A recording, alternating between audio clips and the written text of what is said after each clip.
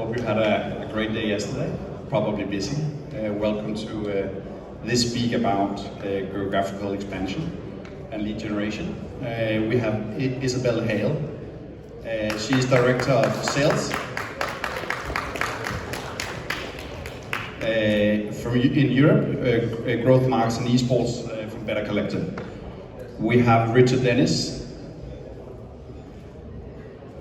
Give him a round of applause. CEO of Geographic. We have Liliana. She is the Head of Brand and Communications at Clever Advertising.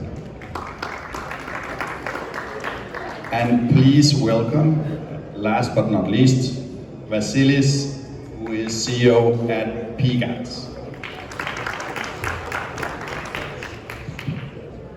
Yeah, so the hot topic, I guess it has been for a while, when it comes to gambling and affiliation, is of course that we all want to expand. We all want to scale our businesses, and I think that we have four industry experts here to share a little bit of experience. Personally, I can't wait to hear what they say, and I'm going to steal a lot of their ideas. So I think that you should do the same. We are trying to do some as tangible as possible, so people can get something with them back home to the office. So let's start with asking, probably, in my experience, the most important question. So what are the challenges internally and not least externally when you want to scale into a new market and when you want to scale your company? Vasilii, should we start with you? Yeah, obviously we can start with me, why not? Welcome everybody to the exciting panel. If we talk about internal, I would say it's about scaling always. It's about budgeting, it's about researches, it's about HR questions, because you need to scale the team, you need to make researches and so on. If you talk about external challenges, you need to analyze the market regulations, you need to go into also market researches, which not only internal but also external thing here.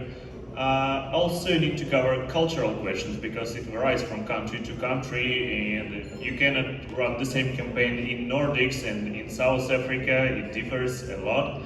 So these are the main points. I will leave something for our colleagues to cover. Liliana, how do you see it from Clever's perspective? The challenges that you face? There are many, several. Daily, but that internally we are a well-oiled machine, so we are very used to roll out campaigns and roll out markets. But we also have to contemplate the client itself, because client also faces problems that we have to wait for them to solve, so we can push our campaigns in full force and with stability that we need to have results. Externally, it's basically the same as the client. Client rules. Client and regulators are the ones that rules the pace of the campaign. So we have to patiently wait to see when we can push the campaigns, or many times we have to stop the campaigns and stop the work because the market itself demands so. Yeah. How possible is it to plan? Richard, how is it to use the experience from other market entries? Is that possible at all? Because every country, in my experience, is so different. Yeah, that's exactly it. The localization is the key. Now we've got sites pretty much in every country, not just in casino and sports and FX and loads of things. We've got live sites already. And so what we do is we monitor to see whether we have any early spikes.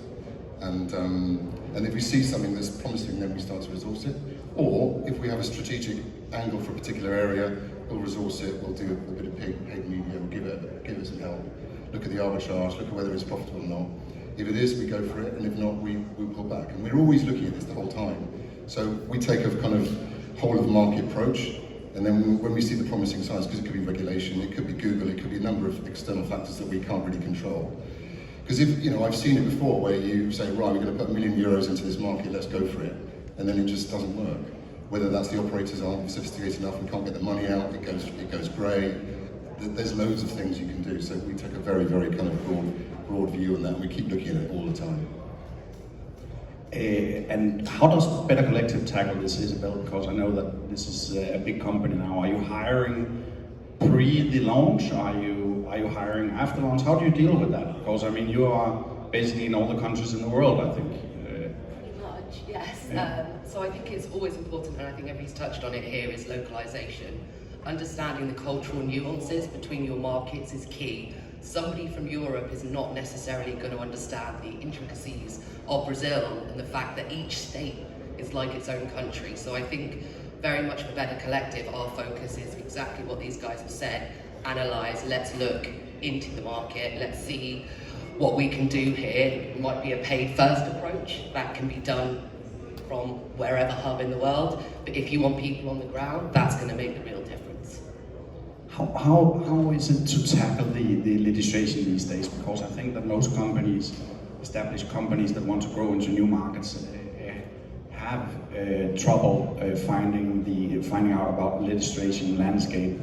You really from time to time need to have expert on the ground. How do you tackle that, Vasilii? Is that something that you have a legal team preparing due diligence, and how do you tackle that? How would you say that you should tackle? Easily. That's not such a big issue as you mentioned, because if you're in the market, if you know the market, you know a lot of consultant agencies or marketing agencies as we are, just come to us, ask what you need, what market you're gonna work with. For sure it can be kind of complicated, as you mentioned, in Brazil. The same, by the way, in South Africa, also every state has its own regulation. But still, there are a lot of consulting and marketing agencies on the market with all connections you need. So catch up there on the conference, make a talk, and you will find all the stuff you need. So be open to talks, be open to regulators, to licenses. Guys from there, also here on the conference, you can find them. So for me, it's easy. It's never been a problem to talk about it and to launch a new market. So the general advice is networking on the conferences, networking with the agencies, I would say. That's interesting, yeah. I was going to say that the thing to remember is you have to stay agile, because the markets can come and go really quickly. As we've seen, you know, Finland is regulating, and it's not regulating the way that we all expected it to. You just have to stay agile, and you can't have a team of 10 people on full-time contracts, because you just don't know. You need to have agility, and you can move people around and bring people in and out. The flexibility in your employees is almost the most important thing. Yeah. Are you actively seeking to have people on the ground, Liliana, when you open a new market? People on the ground. Is that something that is a strategy of Clever, saying that you want to enter Chile? Are you getting people there, or how do you deal with it? Is it all centralized, or? As a global affiliate or a global company, it's very natural. You pick, you cherry pick, or you find new markets, or you find it's natural. But we do not have teams on a particular market to understand or activate that market.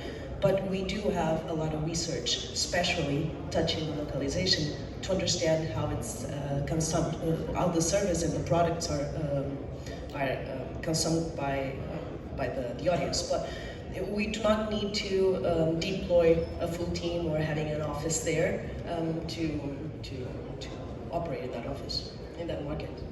I think that, Isabel, that Better Collective strategy is sort of different, right? Because I know that you have offices all around the world. Why is that? Is that simply because of legislation, or how do you utilize all these people that you have around the world? Why do you have it? We want to know. I think we all know about Better Collective, that we love to buy something every now and then. So I think that's the natural kind of opportunity that happens, is if we look at a new market, we've got our sights on a new market, M&A is one of the first things that we will always look into, and naturally from that you can inherit a team that comes with the expertise and is based in that new geo that you're approaching. So yeah, Better Collective like to buy is the answer.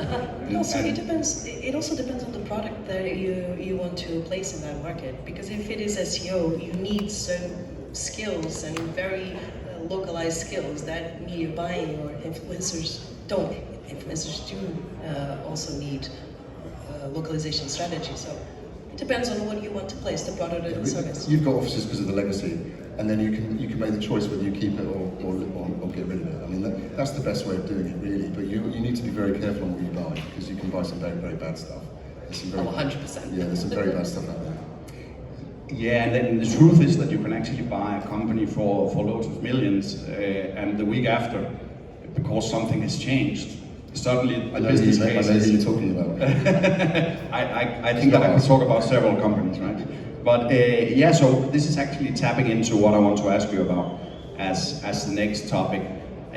Working with third-party vendors as Google, it can be anybody really. I think that lately we all heard a lot of issues with when it comes to being a PPC affiliate.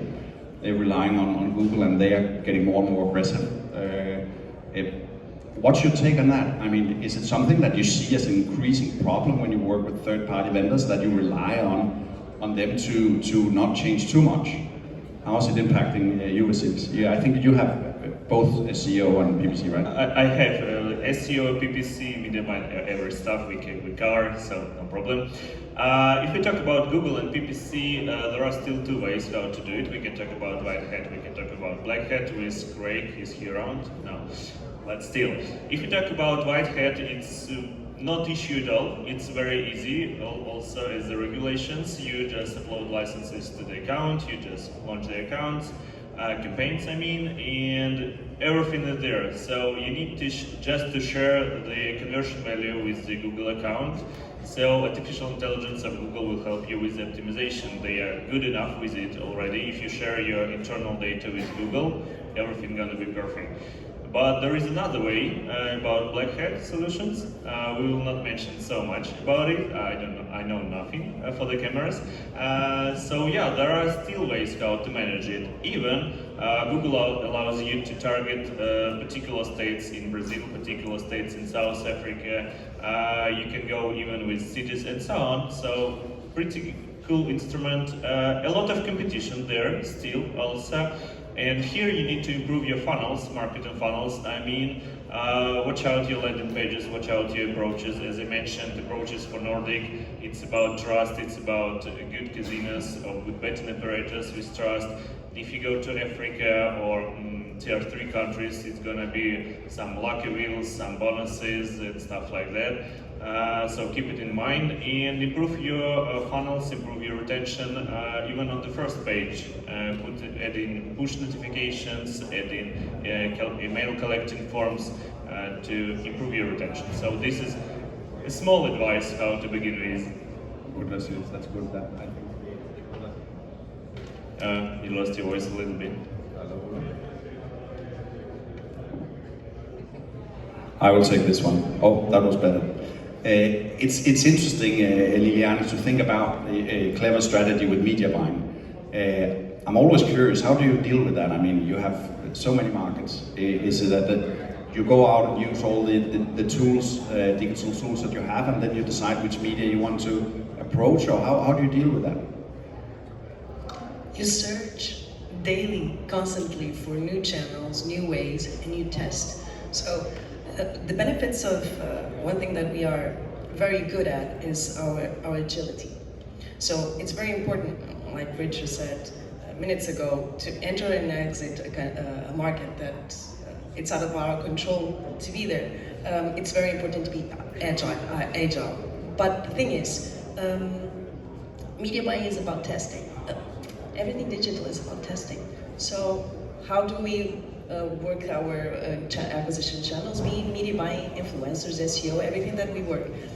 We place the brand and we test. That's it. That's the only one. So the cookies and the Googles, and there's no big problem here, just the daily business that keeps on changing. So we have to adjust, be quick, and test.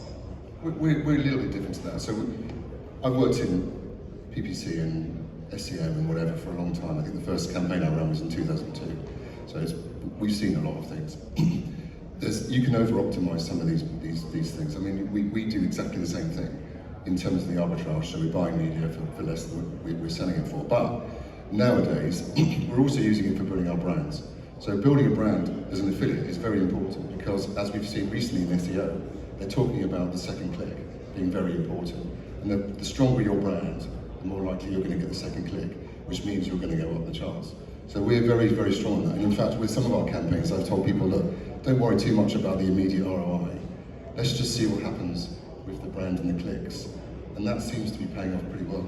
So we've been doing that for about 6 weeks, and that's working really nicely. And it's hand in hand with radio campaigns, it's hand in hand with some outdoor sponsorships. It's particularly in Nordics and Sweden particularly. You know, Sphere brand is well known. There's a radio jingle that even the kids can sing, which is not ideal, but it's out there. People trust it, and the brand is all about the trust. And if you're writing editorial content that's kind of skewed by your advertisers, people can smell that a mile off. You know, the good ones that you want. So yeah, brand is very important, and so sometimes you just have to kind of use the force of it and not go too much into the detail of the numbers, and then you can let your brand rise. Great. Isabel, you're dealing with more classical display advertising, which is, I think, quite different from many other affiliates. And of course, your properties allow you to do that. Is that something, I would guess, that mainly the big international affiliates will tap into, right? If they want to use this as something scalable. Because I guess that a new casino needs quite a heavy budget to enter some of your properties. So I think here it's all about understanding what inventory has what purpose for you and what stage the country you're entering is. Display or banner activity, as we traditionally know, is not a huge NDC converter in more mature markets. However, it has that exact brand value that you were talking about. Nobody is going to be searching the sign-up offer if they don't know that your brand exists in the market. So it's really about tapping into and understanding what inventory you have available and what is the purpose. Does display work well for retention? Does it push users to one offer code as opposed to another offer from another operator? So I think it's a tester starter into the market. Let's see what the traction is there. Let's see how the users are responding. Let's work with you to optimize your creative to push the right offers that work on that specific site. Because users' behavior is different per site. So it's all again about that testing and learning and just understanding what inventory does what. Great, thanks. I'm thinking that we should speak about trends, new products, etc., that you are using in the industry. I think it's always super interesting for both affiliates and operators to understand what's going out on there. Vasilii, do you see any new trends? Do you see anything in geos? Any new trends? Any place in the world you see something going on in Asia, you know, that's not going on in Latin? Yeah, sure, Dean. In part of trends, AI is not a trend, I would say already. It's already here, so it's a tool. You should use it. It's obvious for everyone, I guess. So it's not a trend, it's a tool. One more about AR, VR, probably, I don't believe in it so much, to be honest. There are still some opportunities for it, but it's not like global for me at this stage, for me personally, I mean. Also, if we talk about Africa, I like to talk about Africa last year because it's a new stunning region. In comparison to Latin America, it's not so overwhelmed at this stage. And I see internet coverage is growing, mobile devices coverage is growing, but still there are some regions in Africa, for example, without access to internet, and there are trends to make it without internet, to make bets without internet. They do it through SMS, like we did it in 90s, in zeros, by ringtones or something. So this is also the trend to combine the technologies, and in Africa they use not only this one but also offline marketing. They give t-shirts in countries for deposits, they cover every bar or some big events with advertising. So it's a combination there of online and offline, so this is a big trend for Africa. And if we talk in part of technologies, everything goes to AI, as I mentioned, machine learning and so on, and we see in every traffic source, in every search engine, we see the development of targeting options, the development of the infrastructure. For example, if we talk about push notifications, 5 years ago it was like, okay, I have a database of push, send them push. Right now, a lot of targeting options. You can combine feeds, you can combine interests, age, areas, mobile devices, operational systems, and so on. Everything is covered. So it's gonna be a much more difficult tools from one side, but from the other side with machine learning, it's gonna be even more easier for newbies. So this is also a big trend. I will leave some trends for my colleagues if you don't mind. That's a good idea, Vasilii. That's a good idea. Liliana, what about you? Do you see any trends out there that are new? New is let's context that, have it in context. Immemorial for the last decade is how to connect the BTL and ATL, the above the line and below the line type of advertising. We're getting a lot of advances there. But the thing is, according to each market, there's a cycle of evolution. Doesn't mean that the operator or the affiliate doesn't know how to operate, but it simply can't because the technology or the market itself is not ready for it. And a good example is Africa, because they do know how to, but the internet costs are high, so the usability is different normally. So instant message, media buying through that, not the display media buying works better. On the other hand, you have United States that they are really strong on physical advertising. They enjoy it, but they also very strong on the digital part. So I think that the trends that we are seeing is the video. So meaning all the formats that you are seeing, the new formats, they are very interactive, they are very video, they are very short, they are very engaging. And you can see that escalating into new formats and new products. AI, I agree, is not a trend, it's already here, it's a tool, it's being set and implemented. But I think the video part has a lot to improve and show things. Richard? Yeah, so I think there's a two-track thing here. In some ways, technology is improving and AI and everything else, yes, it's a table stake now, and in predictive analytics. On the other hand, we're in this frontier of the ability to track and privacy and GDPR. And my feeling is we're about to enter an era of attribution dark age. I think we're moving from deterministic attribution to probabilistic attribution. So it's going to be a lot more guessing, but obviously guessing with the aid of AI, as opposed to saying, yes, that person turned into a player. And that's going to be very difficult. That transformation for the industry is going to be hard. So we work in three horizons. Today, Horizon 1, tomorrow is kind of what we're going to buy and where we're going to go. And the third horizon is kind of where a lot of time I spend, is really what is the world going to look like in 5 to 10 years? My children are in their early 20s. They never use Google. They've never used Google. They use Snapchat, they use Instagram, they use TikTok. They don't search on Google. And in 5 years' time, they're going to be the dominant consumer layer. So we have to anticipate a time where there's an existential threat from SEO affiliates like we are, and we have to think about that. Now, what I'm not going to do is just say, right, I'm going to buy my way out of trouble. We have to think about around the sides. What's that going to look like? How are we going to engage the next generation who are not searching from the great Google in the sky? They're asking each other. So it's a peer-to-peer kind of way. And again, it comes back to brand. It comes back to trust. It comes back to all those things we've talked about. Because the days of easy reach through free tracking in Google are coming to an end. They just are. The desktop will go. It'll be much more human, physical human interface with mobile devices, maybe even in an implant basis. And it'll be much more passive. So you won't be able to track individuals, but you'll certainly be able to see sways of behaviour that you can try and market into. I guess that's a plus for the more established affiliates. If you're a new-ish affiliate, how would you tackle all these challenges and changes? You see affiliates appearing now that couldn't exist 5 years ago. Virtual influencers, virtual video people. The new AI avatars. That could be I've talked about this years ago, but that's now coming, and the trust will follow if they believe that actually what these people are saying is useful. I mean, if you use GPT and voice now, it doesn't take long before you start to really think this might be a sentient being, because it's pretty good.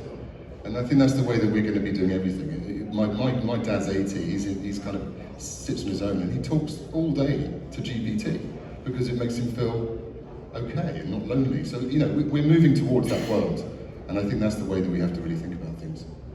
Yeah, I agree, totally. Isabel, in terms of display advertising, CPM, etc., we all consider that more traditional branding.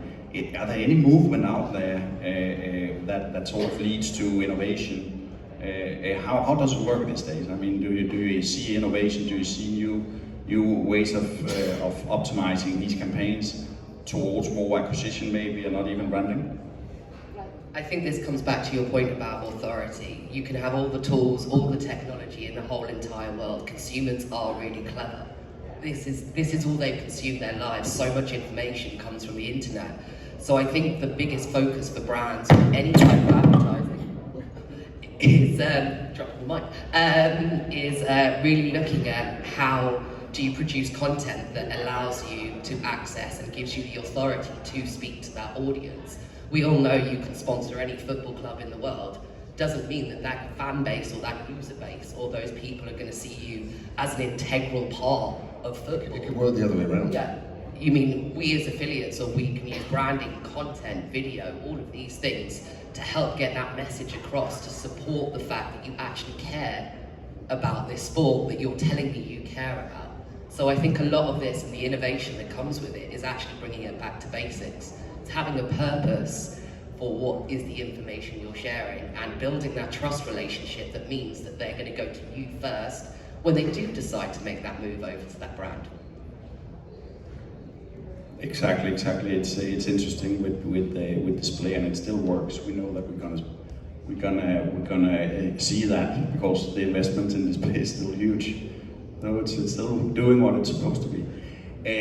I'm thinking again. Let's return a little bit to artificial intelligence because I mean, of course, I think I'm the one of the guys who struggles a little bit with what's going on in that. Can you tell the audience a little bit, Vasilii, about how do you use artificial intelligence in practice? Is it something that people can say, okay, we have this tool that can help us do this and that? Sure thing. I do a lot of artificial intelligence within my business. For sure, ChatGPT for sure, but you need to make it with a role, with a proper prompt, and not just write and give me an article about iGaming. Be more specific. You're a gaming specialist. You're running into betting, this specific region. You're a SEO or CEO level or whatever. So be more specific with prompts. This is the first advice. The second about, for example, for pictures, we use something like Midjourney or similar artificial intelligence stuff.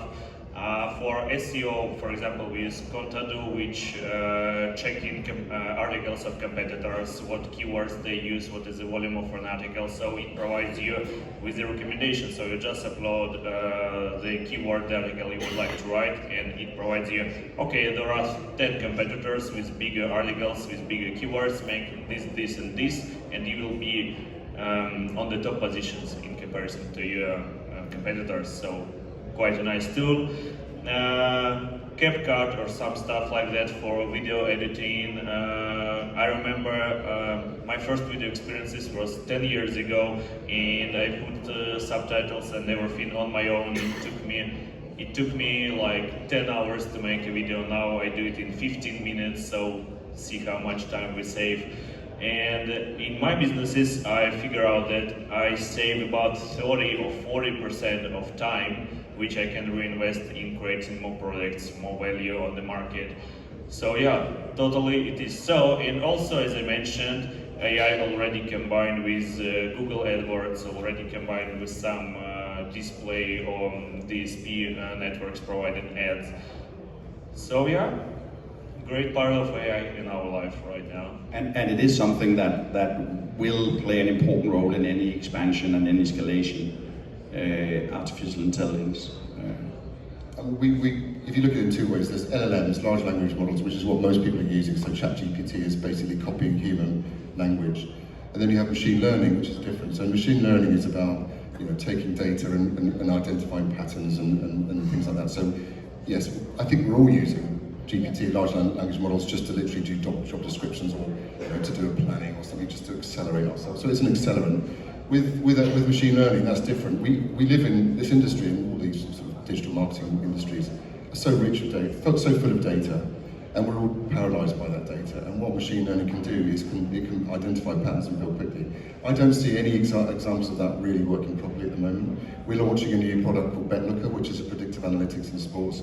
that's coming out now, and it's going to take 5 weeks before it learns enough, and then it'll be making some predictions into football betting. But it's still early stages. We're at the beginning. We're literally at the beginning. And if you think AI that we talk about has only been around for 18 months, or since the beginning of last year, and already it's endemic in all of our lives. It only gives you an idea of, we're all very lazy. We want a quick shortcut, and that's why we're using it. But we need to use it as an accelerator. It's not a replacement. It'll never replace human sort of emotions and being. We're in a room of people now. I mean, you could probably do all this through online, but we don't, because human beings like human beings. So yeah, I mean, it's an accelerant, but the ML part of it, I don't think we've even started to imagine the possibilities yet. Yeah, exactly. It will not replace human at all. You should always adjust this AI-generated content with a good editor, with a good copywriter, because if you just upload in this text from AI, most probably Google will not like it. So what we usually do, we do this stuff, we do this plan, and after that we do a lot of edits with our copywriting, but still you have something to begin with.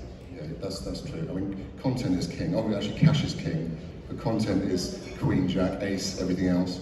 But it has to be human content, and as we've seen recently, some affiliates have just gone purely AI, and then they've caught a cold in that, which will never work. Google doesn't want that to happen. Yeah, I can imagine. Liliana, any thoughts about the usage of artificial intelligence? As I said, I agree with my colleagues. For me, in my opinion, and Clever, this is a tool. This one tool, and it's great. As you said, it developed in 1 year. It's really fast, and we can see it's very tangible.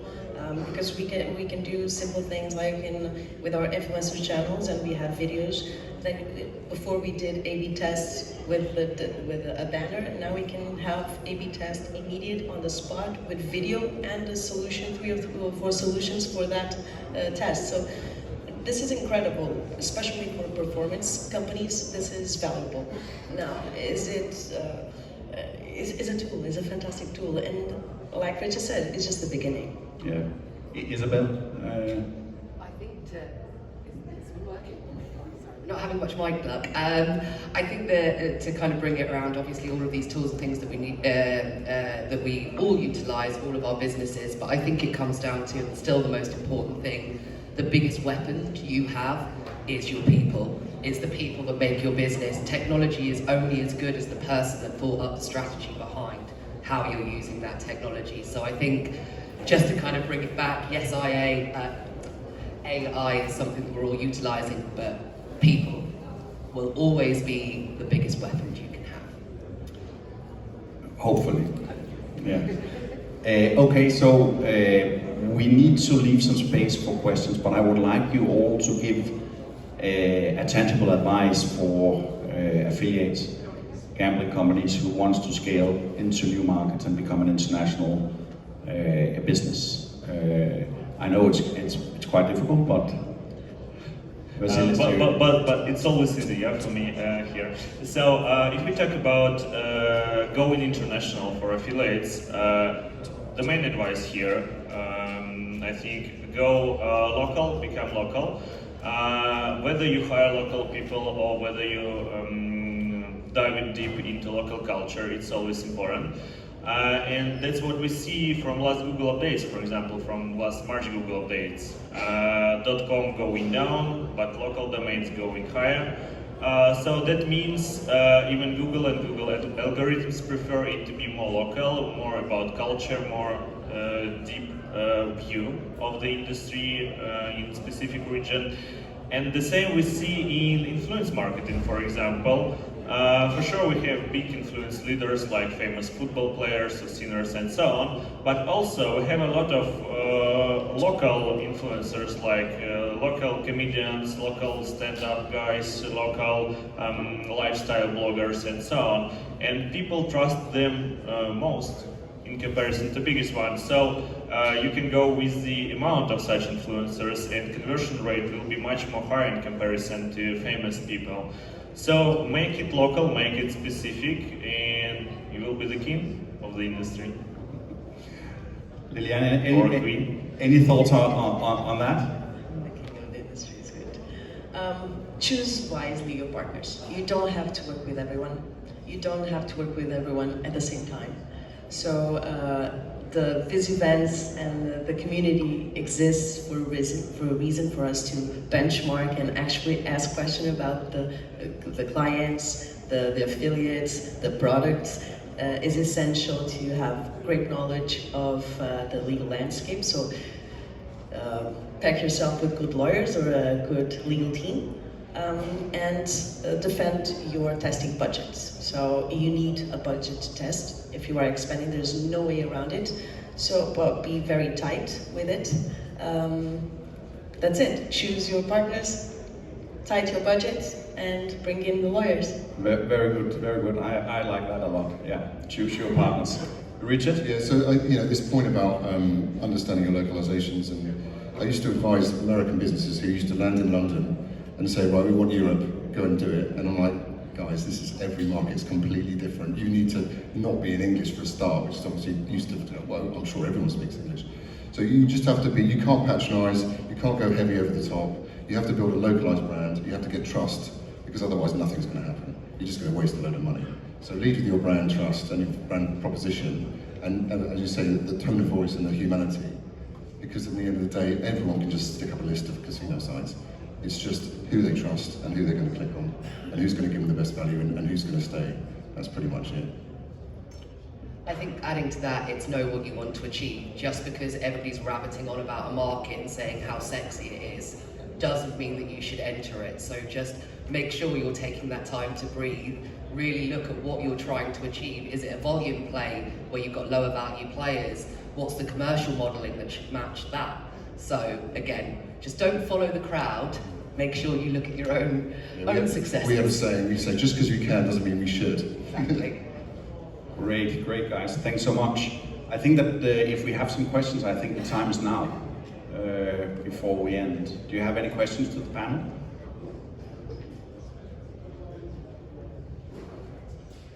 There's one. Sorry, guys.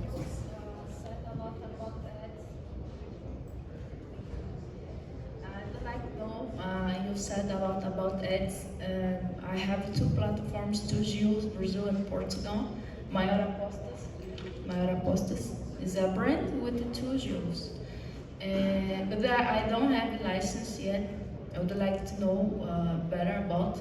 Yesterday I had one appointment with one guy from Google because I tried a lot of forms to make ads in these two countries possible for aggregator, and I would like to know better about that, the license.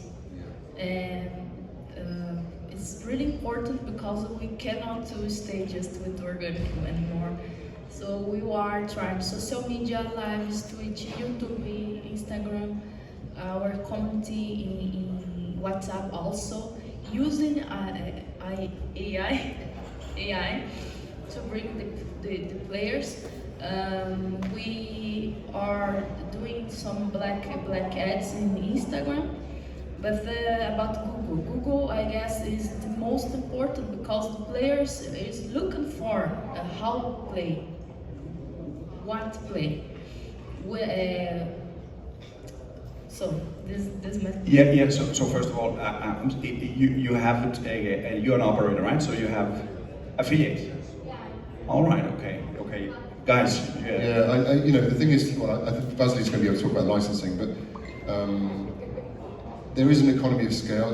When you're larger and you're dealing with Google, you're going to get more attention from them if you're a big operator operating lots of other markets, because they have. Once you get to a certain spend, you're in the inside, and there'll be people looking after you that can switch levers.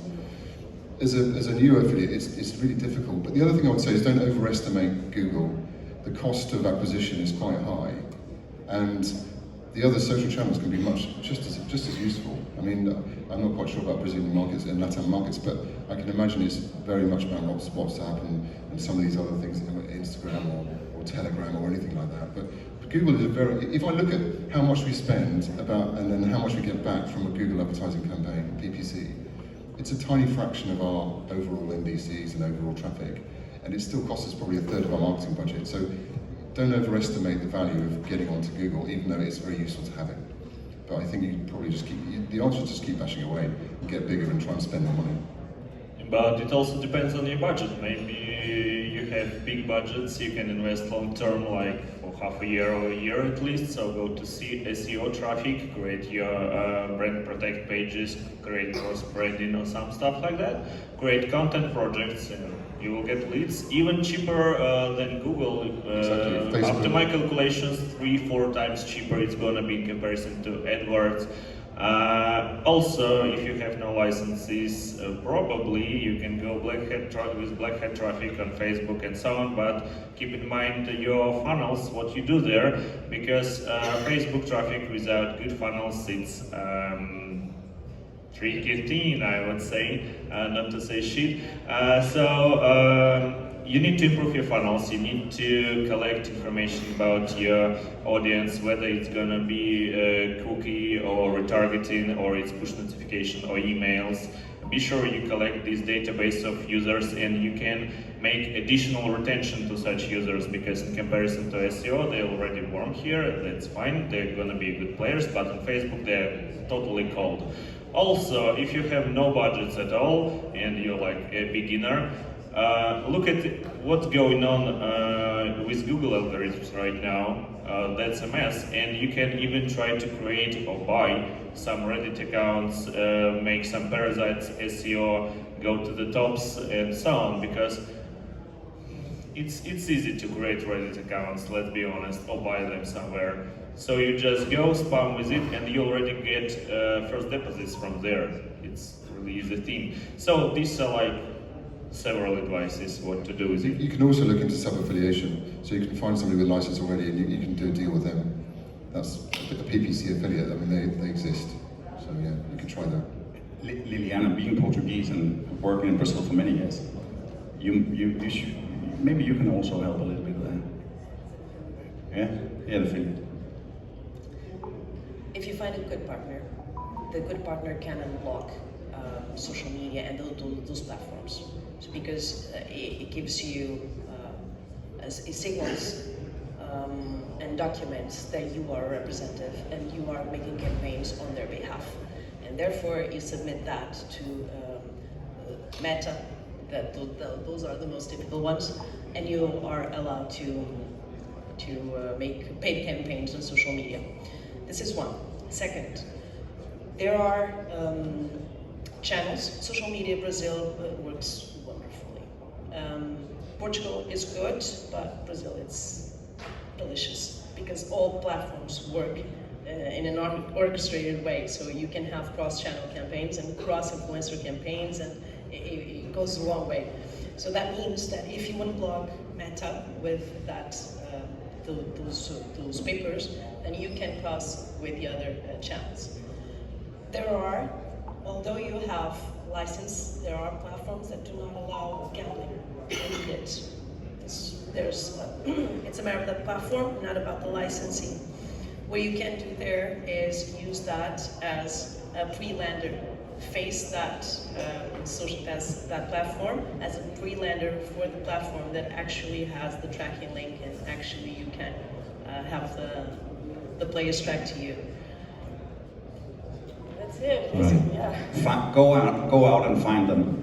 Clever has a booth. I think Vasilii. I know you have Richard. Yeah. Better Collective also have. So find them.